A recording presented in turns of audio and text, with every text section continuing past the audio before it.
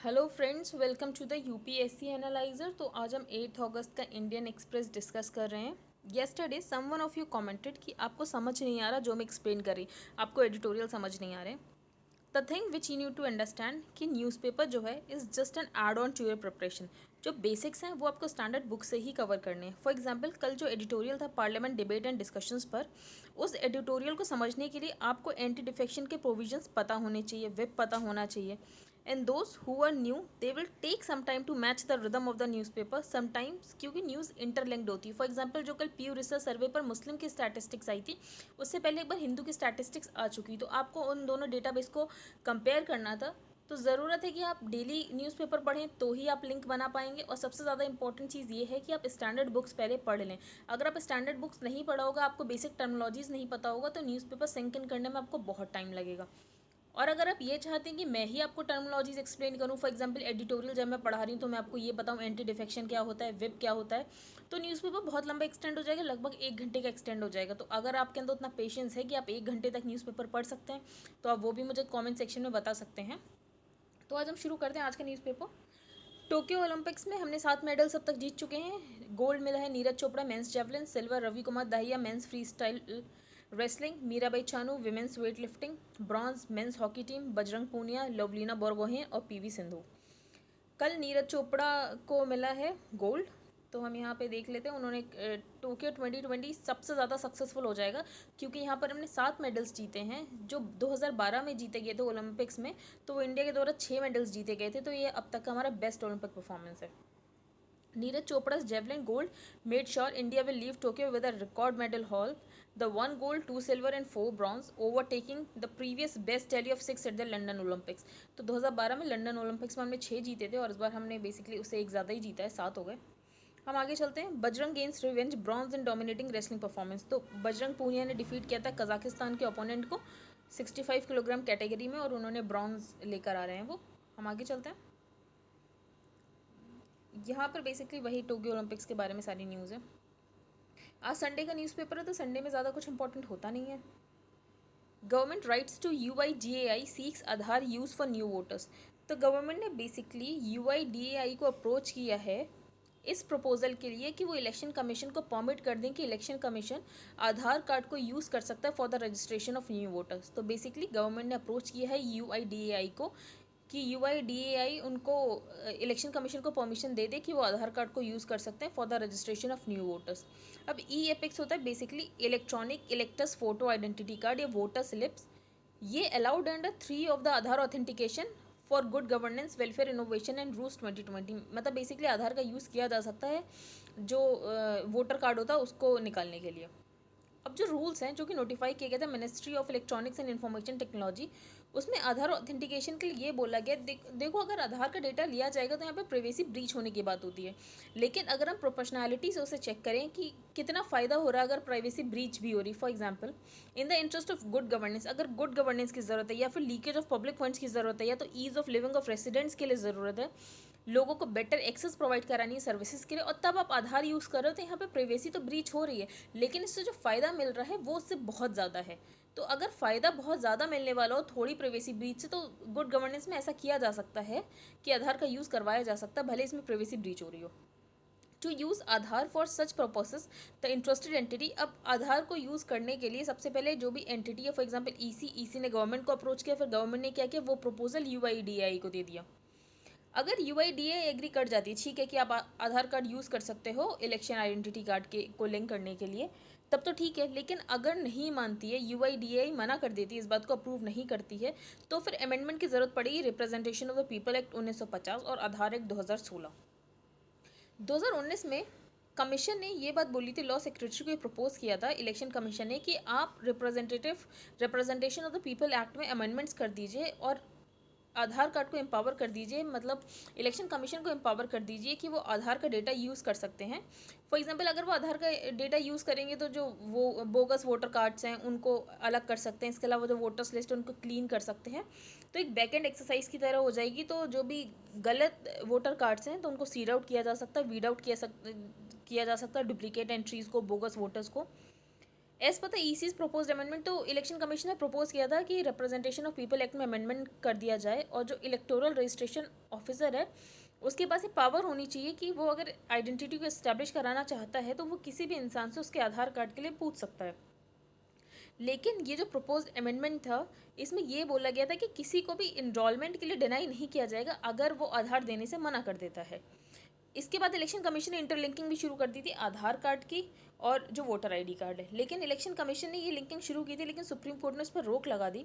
After the supreme court restricted the use of Aadhaar to the public distribution system and the distribution of LPG and kerosene, तो police ने supreme court ने बोल दिया कि restricted use ही होगा Aadhaar card का, पब्लिक डिलीवरी सर्विसेज के लिए रेस्ट्रिक्ट नहीं कर सकते हैं। और इसके बाद एपेक्स कोर्ट ने ये भी बोला जो प्रिवेसी है वो फंडामेंटल राइट है, लेकिन इसे कर्टेल किया जा सकता है अगर कोई ऐसा लॉ है जो ऑथोराइज कर रहा है कि आप आधार को यूज़ कर सकते हैं अगर इंटरेस्ट इन्वॉल्व है, प्रोपोर्शनैलिटी का प्रिंसिपल है, जो कि मैंने आपको बताया कि फ़ायदा ज़्यादा हो रहा है। फॉर एग्जाम्पल प्रिवेसी ब्रीच हो रही है लेकिन उससे फ़ायदा बहुत ज़्यादा हो रहा है, तो यहाँ पर अगर कंपेयर किया जाए तो फ़ायदा बहुत ज़्यादा हो रहा है, तो यहाँ पर अलाउ किया जा सकता है आधार का यूज़ होना। तो आई होप आपको ये समझ आया ये कहना क्या चाह रहा है। ये बेसिकली ये कहना चाह रहा है कि गवर्नमेंट ने यूआईडीएआई को बोला है कि आधार को यूज़ करने दें न्यू वोटर्स के लिए। सुप्रीम कोर्ट ने ये एक बार वर्डिक्ट दे दिया है कि यूज़ नहीं किया जा सकता आधार पब्लिक डिस्ट्रीब्यूशन सिस्टम के लिए या पब्लिक डिलीवरी के लिए, मतलब नहीं किया जा सकता क्योंकि इससे प्रिवेसी ब्रीच होती है। लेकिन अगर उससे बहुत ज़्यादा फ़ायदा हो रहा है, फॉर एग्जाम्पल इससे आप बोगस वोटर्स को बाहर निकाल सकते हो और वीड आउट कर सकते हो, क्लींजिंग कर सकते हो बैक एंड एक्सरसाइज की तरह, तो यहाँ पर अगर अप्रूव कर दे यूआईडीएआई तो रिप्रेजेंटेशन ऑफ पीपल एक्ट में भी चेंज करने की कोई ज़रूरत नहीं होगी, आधार एक्ट में भी कोई चेंज करने की ज़रूरत नहीं होगी। अब हम आगे चलते हैं। यहाँ पर states not consultant Mamata on electricity bill, तो इलेक्ट्रिसिटी बिल आया है। सबसे पहले आपको ये पता होना चाहिए इलेक्ट्रिसिटी सब्जेक्ट है वो कॉन्करेंट लिस्ट में है कॉन्स्टिट्यूशन में, तो ये कॉन्करेंट लिस्ट है, आपको ये पता होनी चाहिए 3 लिस्ट होती है, ठीक है, तो उसमें ये कॉन्करेंट लिस्ट में है। यहाँ पर इनका ये कहना है कि कोई भी लेजिस्लेशन अगर आप कॉन्करेंट लिस्ट में ला रहे हो तो आप स्टेट से एक बार प्रायर कंसल्टेशन तो करो, लेकिन इसमें ये देखा गया है, इनका ये कहना है कि स्टेट से प्रायर कंसल्टेशन नहीं किया गया। तो in the name of market reforms the state will give up it's commanding height, तो स्टेट जो इस पर कमांड करता है वो छीन लिया जा रहा है इससे। स्टेट पीएसयू उसको सिक और एलिंग बन जाएंगे, और जो वो वाले एरियाज़ हैं जहाँ पर फ़ायदा हो रहा है वहाँ पर कॉरपोरेट्स आ जाएंगे। तो सीएम ने ये बोला सच एन अप्रोच, इस अप्रोच से क्या होगा, जो प्राइवेट प्रॉफिट फोकस्ड प्लेयर्स हैं वो अर्बन इंडस्ट्रियल सेगमेंट्स में चले जाएंगे, और जो पीएसयूज हैं बेसिकली जो एलिंग और सिक पीएसयूज हैं उनको गांव में भेज दिया जाएगा कि आपको गांव में इलेक्ट्रिसिटी प्रोवाइड करनी है। तो the CM also set such an approach would result in concentration of private profit focused utility players in the lucrative urban industrial segments while poor and rural consumers would be left to be tended by public sector discoms। आगे चलते हैं। यहाँ पर आपको troika पता होना चाहिए, troika क्या है। तो the visit also comes days ahead of talks among Russia, China, US, Pakistan on the situation in Afghanistan. Extended troika में पाकिस्तान भी एडेड है, लेकिन अगर सिर्फ ट्रॉयका देखो तो उसमें रशिया, चाइना और यूएस है। तो बेसिकली इनका ये है कि एक पावर शेयरिंग एग्रीमेंट होना चाहिए तालिबान के साथ, लेकिन इंडिया इस स्टैंड के बिल्कुल अपोज है। इंडिया नहीं तालिबान, इंडिया जो अशरफ गनी लेड गवर्नमेंट है इंडिया उसको ही सपोर्ट करता है, लेकिन ये जो रशिया, चाइना, यूएस है तो इन्होंने ये सोचा है कि एक पावर शेयरिंग एग्रीमेंट होना चाहिए तालिबान के साथ। इनका बेसिकली ये स्टैंडिंग है कि अगर तालिबान भी पावर में आएगा ये उसके लिए उसके साथ भी खुश हैं, और फिर अशरफ गनी की गवर्नमेंट आए तो फिर पता ही नहीं, मतलब ये हर तरीके से खुश है। लेकिन इंडिया चाहता है कि वहाँ पर कोई भी प्रोसेस हो उसमें सारे माइनॉरिटीज़ और सारे लोगों का इंटरेस्ट, सारे सेक्शन ऑफ पीपल के इंटरेस्ट को ध्यान में रखा जाए, और कोई भी चीज़ हो वो अफगान लेड, अफगान कंट्रोल्ड होनी चाहिए। कोई बाहर से आके कोई कंट्री डिसाइड ना करके चले जाए कि अफगानिस्तान में क्या होना चाहिए। हम आगे चलते हैं। अब जॉनसन एंड जॉनसन की सिंगल डोज वैक्सीन क्लियर हो गई है और इंडिया का ये 5th कोविड शॉट होगा। तो the drug regulator on Saturday granted the American pharma giant Johnson and Johnson emergency use authorisation for its कोविड-19 वैक्सीन। तो जो जॉनसन एंड जॉनसन की इंडियन सब्सिडरी है वो बेसिकली इसको कमर्शियल यूज़ के लिए शुरू करेगी। तो paving the way for Johnson and Johnson Indian subsidiary to introduce in India for commercial use, और ये पहली सिंगल डोज वैक्सीन होगी against the novel coronavirus. तो इंडिया में J&J की सब्सिडरी है जैनसन फार्मास्यूटिकल्स। इसके अलावा इंडिया में इसके ट्रायल्स को ब्रिज कर दिया गया, तो India change it's policy on regulatory approvals, और ये बोला गया कि इंडिया में ट्रायल्स करने की कोई ज़रूरत नहीं है फेज़ 2 और फेज़ 3। तो जो ब्रिजिंग ट्रायल्स हैं उससे वेव ऑफ कर दिया गया कि आपको ब्रिजिंग ट्रायल्स करने की कोई ज़रूरत नहीं है। तो कोविड-19 vaccine in the country waiving the precondition of phase 2-3 clinical trials for those vaccines that have been granted emergency. तो इंडिया बेसिकली प्रोविजन लेकर आया था कि जो फेज 2 और 3 के क्लिनिकल ट्रायल्स आप इंडिया में ना भी करो तब भी चलेगा. फॉर एग्जांपल ब्रिजिंग ट्रायल्स को वेव ऑफ कर दिया. पर इंडिया ने ये उन्हीं वैक्सीन के लिए किया है जो वैक्सीन को इमरजेंसी अप्रूवल मिल चुका है यूएस, EU, यूके और जापान के द्वारा, और WHO के द्वारा लिस्ट हो चुके हैं. तो 4 कंट्रीज़ के द्वारा उन्हें अप्रूवल मिल चुका है उनके रेगुलेटर्स के द्वारा, और WHO के द्वारा लिस्ट हो चुके हैं. तो इंडिया ने उनको ब्रिजिंग ट्रायल्स करने से वेव ऑफ कर दिया कि वो डायरेक्टली कमर्शियल यूज़ में ला सकते हैं. इससे पहले जो अमेरिकन बायोटेक्नोलॉजी मॉडर्ना है वो पहली फॉरेन कंपनी बनी थी जिसे इमरजेंसी यूज़ अप्रूवल के लिए इंडिया ने ग्रांट कर दिया था कि वो अपनी mRNA वैक्सीन को इंडिया में भी ला सकते हैं और उसका कमर्शियल यूज़ कर सकते हैं. यहाँ पर हम ये एडिटोरियल डिस्कस करेंगे पैंडमिक बियॉन्ड द इकॉनमी. तो सबसे पहले ऑथर ने ये बोला जो पैंडमिक है वो अभी कुछ टाइम तक हमारे आसपास ही रहने वाले, हेल्थ केयर इंफ्रास्ट्रक्चर स्ट्रेंड ही रहेगा, लोग इन्फेक्ट होंगे, लाइफ्स लॉस्ट होंगी. इंडिया अगर G20 कंट्री से कंपेयर करो तो इंडिया उनसे ज़्यादा वर्स कर रहा है वैक्सीनेशन में. हमने अपने टारगेट का, जो हमारा टारगेट था 95 से 100 करोड़, तो हमने उसके कंपैरिजन में बहुत कम लोगों को ही वैक्सीनेट किया है. तो ऑथर ने बोला जो इकोनॉमिक लॉसेस है उनको आप रिकवर कर सकते हो, क्लोज बिजनेसेस वापस से खुल जाएंगे, इसके अलावा जो नौकरियां गई हैं वो वापस आ सकती हैं, इनकम्स रीस्टोर हो सकती हैं, सेविंग्स को वापस रीबिल्ड किया जा सकता है, जो राइजिंग डेट है उसे कम किया जा सकता है, बोरोड मनी को वापस किया जा सकता है. ये सारी चीज़ें हो सकती हैं, सारी चीज़ें बैक ऑन ट्रैक आ सकती हैं. लेकिन जो लर्निंग डेफिसिट क्रिएट हुआ है उसे आप वापस नहीं ला सकते. लाइफ वो सिर्फ फिजिकल एग्जिस्टेंस ही नहीं होती, लाइफ में उससे ज़्यादा भी कुछ होता है, जैसे कि डिग्निटी के साथ लाइफ जीना. तो डिग्निटी के साथ लाइफ जीने के लिए बहुत ज़रूरी है कि इंसान के पास एजुकेशन होनी चाहिए. अगर किसी इंसान के पास एजुकेशन है तो वो डिग्निटी से लाइफ जिएगा, उसकी ज़्यादा probability as compared to an uneducated person. तो life however is more than a physical existence. Life is living with dignity. There are many deficits that can rob a human being of dignity. तो ऐसे बहुत सारे deficit हैं जिसकी वजह से एक इंसान की डिग्निटी उसे छीनी जा सकती है. उसमें एक ऐसा डेफिसिट है जिसका नाम है लर्निंग डेफिसिट. तो among them is incomplete school education. It is right, जो पर्सन स्कूल एजुकेशन के साथ होगा उसके बेटर चांस है लाइफ में डिग्निटी के साथ जीने से एज कम्पेयर टू कोई अनलेटेड पर्सन है. And a person with a proper college education has an even better chance. और इसके अलावा जिस इंसान ने कॉलेज भी किया होगा तो उसकी बेटर चांस है कि वो और ज़्यादा डिग्निफाइड लाइफ जिए. तो सबसे पहले सबसे इंपॉर्टेंट है, ऑथर ने यहाँ पे एसर रिपोर्ट को बताया है जो लर्निंग डेफिसिट है वो एक्नॉलेज रियलिटी है. और अगर हम असर रिपोर्ट देखें तो according to the annual survey of school education 2018, ये प्रथम NGO निकालता है, जो प्रोपोर्शन है 50.3% चिल्ड्रन का है. When the children reach class 7, जब बच्चे क्लास 7 में पहुंच जा रहे हैं तो वो क्लास 2 का जो टेक्स्ट रीड कर पा रहे हैं वो सिर्फ 73% बच्चे हैं, और क्लास 5 के बच्चे जो क्लास 2 का टेक्स्ट रीड कर पा रहे हैं वो सिर्फ 50.3% बच्चे हैं. तो क्लास 5 के बच्चे क्लास 2 का टेक्स्ट रीड कर पा रहे हैं वो सिर्फ 50% बच्चे हैं, जो क्लास 7 के बच्चे क्लास 2 का टेक्स्ट रीड कर पा रहे हैं वो 73% बच्चे हैं.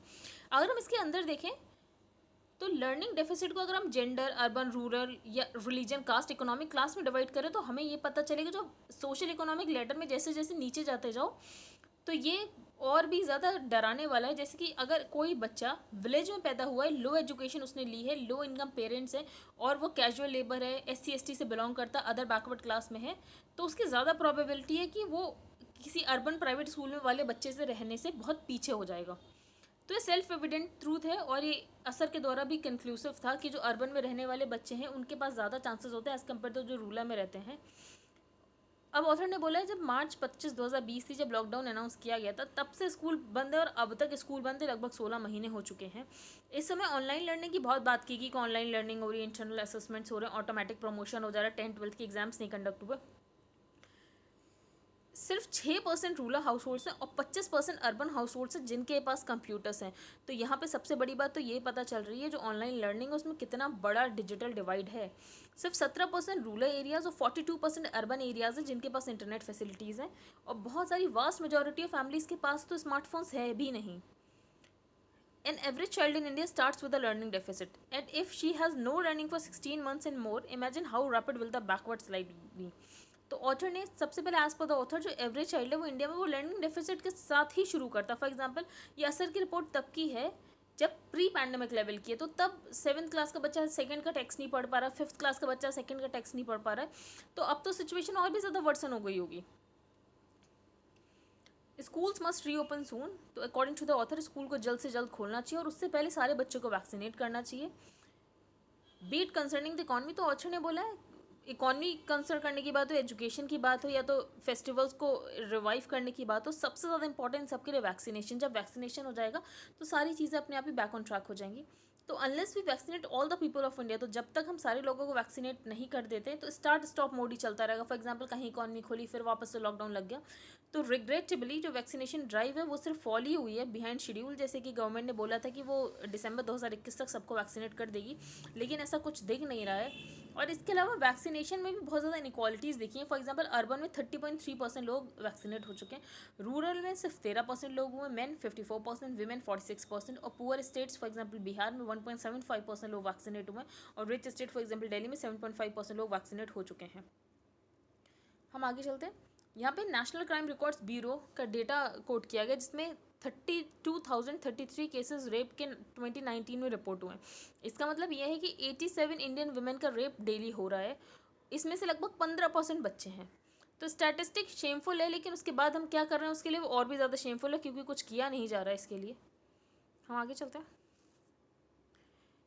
यहाँ पर बेसिकली साइमन बाइल्स के बारे में है कि उनकी मेंटल स्टेट ठीक नहीं थी उनको, तो फिर उन्होंने ओलंपिक से विड्रॉ करने की सोची। तो when US gymnast Simon Biles unexpectedly withdrew from the Olympics, saying she wasn't in the right headspace, it created a furor, it has never happened. तो यूएस जिमनास्ट साइमन बाइल्स ने ये unexpectedly withdrew कर लिया Olympic से, क्योंकि उनका write head space नहीं था।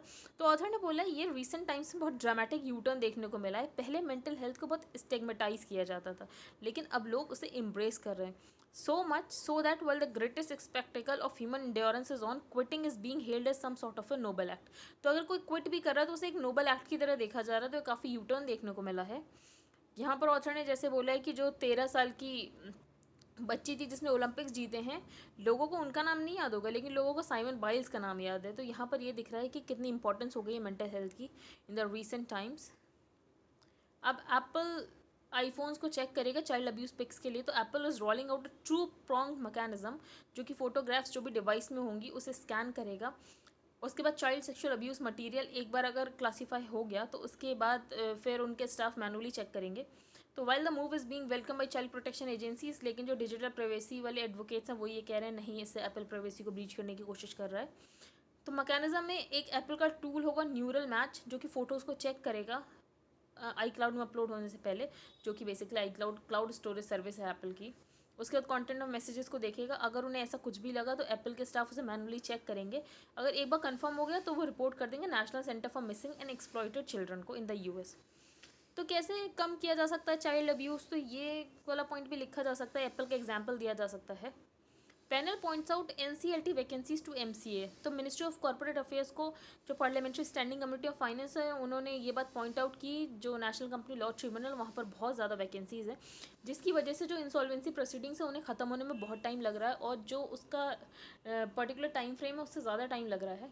तो the parliamentary standing committee on finance has called out the ministry of corporate affairs on persistent vacancies in national company law tribunals. तो नेशनल कंपनी लॉ ट्रिब्यूनल्स में बहुत ज़्यादा वैकेंसीज है, जिसकी वजह से जो कॉर्पोरेट इंसॉल्वेंसी प्रोसीजर उसमें बहुत ज़्यादा डिले होता है। कमेटी ने ये भी रिकमेंड किया कि कभी कभी बहुत फ्रिवलेस लिटिगेशंस आ जाते हैं, तो अमेंड करने की ज़रूरत है आईबीसी को, ऐसे कि फ्रिवलेस लिटिगेशन को कम किया जाए, और जो डेडलाइंस की नॉन एडहेरेंस है 270 या फिर बाद में बढ़ा के 330 दिन कर दी थी, तो उसको अडहेयर करें। ये नहीं कि उससे ज़्यादा टाइम लग रहा है, जितना टाइम फ्रेम दिया गया उससे ज़्यादा टाइम लग रहा है। कंबाइंड स्ट्रेंथ जो होनी चाहिए एनसीएलटी की वो 63 मेंबर्स है, लेकिन अगर अभी देखी जाए तो सिर्फ 29 मेंबर्स से एनसीएलटी चल रहा है। अब जब इतने कम मेंबर्स हैं तो नॉन एडहेरेंस तो होगी टाइमलाइन की, क्योंकि लोग ही नहीं है आपका काम करने के लिए। तो एज ऑफ मार्च 31, 2016 79% जो टोटल केसेस हैं आईबीसी में, वो लगभग 270 दिन के साथ से ज़्यादा पेंडिंग है। 270 दिन इनिशियल टाइम लिमिट थी, उसके बाद 330 दिन बढ़ा के कर दी गई थी। कमेटी ने नोट किया है जो डिलेज है एनसीएलटी के पार्ट में, सबसे पहले तो केस को एडमिट करने में टाइम लगता है। अगर केस को एडमिट करने में टाइम लगता है तो जो डिफ़ॉल्टर है, डिफ़ॉल्टिंग कंपनी है, उसको टाइम मिल जाता है कि वो अपने असेट्स को डाइवर्ट कर दे, और असेट्स को डाइवर्ट कर देते हैं, फंड्स को ट्रांसफ़र कर देते हैं। तो सबसे पहले डिले इसलिए नहीं होना चाहिए क्योंकि ओनर को टाइम मिल जाता है फंड्स को डाइवर्ट करने का, डाइवर्जन बहुत होता है। MCA as the nodal ministry should take greater responsibility, तो एमसीए को ज़्यादा रिस्पॉन्सिबिलिटी लेनी चाहिए। एनसीएलटी और एनसीएलटी के प्रोसेस को स्ट्रीमलाइन करने की ज़रूरत है। The standing committee has also said that cases in which creditors have evaluated resolution plan, तो अगर क्रेडिटर्स ने रिजोल्यूशन प्लान को इवेलुएट कर लिया है तो उसके बाद भी अगर टाइम लग रहा है तो उससे डिलेज और वैल्यू डिस्ट्रक्शन होगा। फॉर एग्जांपल किसी कंपनी को इंसॉल्वेंसी प्रोसीडिंग्स खत्म होने उसको बहुत टाइम लग रहा है, तो उसके जो एसेट्स हैं उसका भी तो फिर डिस्ट्रक्शन हो रहा है। फॉर एग्जांपल विजय माल्या की कंपनी ले लो, तो उसके जो एसेट्स हैं तो उसका भी तो फिर वही हो रहा है। अब हम आगे चलते हैं। व्हाट आर द अदर की रिकमेंडेशंस, तो क्या क्या की रिकमेंडेशंस, तो कमेटी ने ये बोला है सबसे पहले आईबीसी को आप अमेंड करो। जो एमएसएमई है वो ऑपरेशनल क्रेडिटर्स होते हैं, तो दो तरीके के क्रेडिटर्स होते हैं, फाइनेंशियल क्रेडिटर्स, एक ऑपरेशनल क्रेडिटर्स। तो फाइनेंशियल क्रेडिटर्स वो होते हैं जो कि बेसिकली मनी प्रोवाइड करते हैं, और जो ऑपरेशनल क्रेडिटर्स वो होते हैं जो कमोडिटी प्रोवाइड करते हैं, जो भी ज़रूरत होती है लेकिन वो मनी नहीं प्रोवाइड करते हैं। तो फाइनेंशियल क्रेडिटर्स को ज़्यादा इंपॉर्टेंस दी गई है अगर अभी इंसॉल्वेंसी एंड बैंकरप्सी प्रोसीजर में देखो, और जो ऑपरेशनल क्रेडिटर्स उन्हें कम इंपॉर्टेंस दी गई। तो ऑथर ने बेसिकली पार्लियामेंट्री स्टैंडिंग कमेटी ने ये भी बोला है कि ऑपरेशनल क्रेडिटर्स को भी ऑन पार ट्रीट करो as compare to financial creditors. तो the committee also recommended that the IBC be amended to provide micro, small and medium enterprises which are operational creditors under the IBC with greater protection in the current economic environment। तो IBC यही बोल रहा है कि आप prioritise करो, आप जो प्रायोरिटाइज करते हो फाइनेंशियल क्रेडिटर्स को ओवर ऑपरेशनल क्रेडिटर्स को, ऐसा करने की जरूरत नहीं है, दोनों को आप ऑन पार ट्रीट करो। अगर मैं इसकी आपको समरी बताऊं तो बस ये है कि parliamentary standing committee on finance ने मिनिस्ट्री ऑफ कॉर्पोरेट अफेयर्स से ये बोला है जो NCLT है उसमें बहुत ज़्यादा वैकेंसीज़ है, उन वैकेंसीज़ के कारण जो इंसॉल्वेंसी प्रोसीडिंग्स है उनमें बहुत ज़्यादा टाइम लग रहा है, डेडलाइन जो हो रही है उसको उससे ज़्यादा टाइम लग रहा है, इसके कारण वैल्यू डिस्ट्रक्शन होता है एसेट्स का, जो ओनर उसे टाइम मिल जाता है फंड्स को डाइवर्ट करने का। इसके अलावा ऑपरेशनल क्रेडिटर्स को फाइनेंशियल क्रेडिटर्स के ऑन पार की तरह ट्रीट किया जाए। 63 मेंबर्स की स्ट्रेंथ सेंक्शनड है जिसमें से सिर्फ अभी 29 मेंबर्स हैं। आगे चलते हैं। यहाँ पर कोई भी इंपॉर्टेंट न्यूज़ नहीं है, संडे का न्यूज़पेपर है। वर्ड के पेज पे मुझे आपको बस कुछ लोकेशन बतानी है। तो Taliban enter north Afghan provincial capital law maker says. मैंने कल आपको बताया था जो तालिबान है उसने Nimroz provincial capital of जरान्स pick को कैप्चर कर लिया। इसके अलावा शहबरगान जो कि बहुत पर्टिकुलरली स्ट्रैटेजिक है वहाँ तक भी तालिबान पहुँच चुका है। अभी वो पूरी तरीके से तालिबान के हाथ में नहीं आया है, पर अगर इसको भी कैप्चर कर लिया तो निमरोज़ के बाद ये सेकंड इंपॉर्टेंट हो जाएगा जो कि तालिबान ने कैप्चर किया होगा। तो शेबरगान, तो आपको ये बस लोकेशन पता होनी चाहिए कि शेबरगान कहाँ है, तो शेबरगान है अफगानिस्तान में। आई होप आपको आज का न्यूज़ पेपर समझ आए। If you like the video then please like share and subscribe. Thank you and have a nice day.